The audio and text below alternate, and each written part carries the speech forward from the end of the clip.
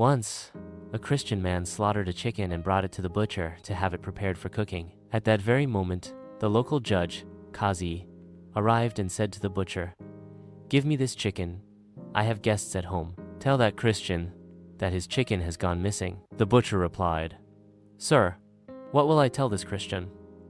The judge said, "Just tell him that the chicken ran away somewhere." The butcher did exactly as he was told. The Christian became very worried and went straight to the judge, saying, "Sir, I slaughtered my own chicken.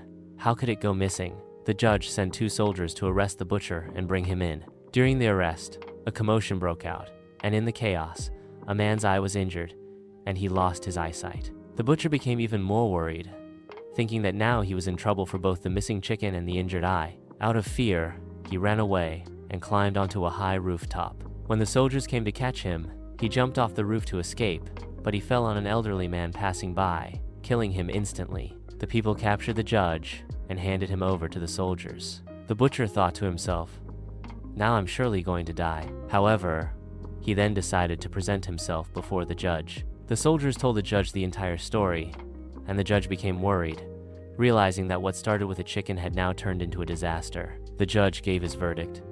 "The man who lost his eye has the right to justice. Take out his other eye, and take out one of the butcher's eyes as well, so that justice is served." However, the man who had lost his eye said, "I forgive everyone, and I forgive the butcher as well." Next, the son of the elderly man who had died was called to take justice for his father's death. The judge declared, "Take the son to the rooftop from where the butcher jumped, and place the butcher in the exact spot where the elderly man was standing, so the son can jump down in the same way the butcher fell on his father." The son replied, "But if the butcher moves from that spot, I will fall and die." The judge said, "Your father could have moved too, but he didn't.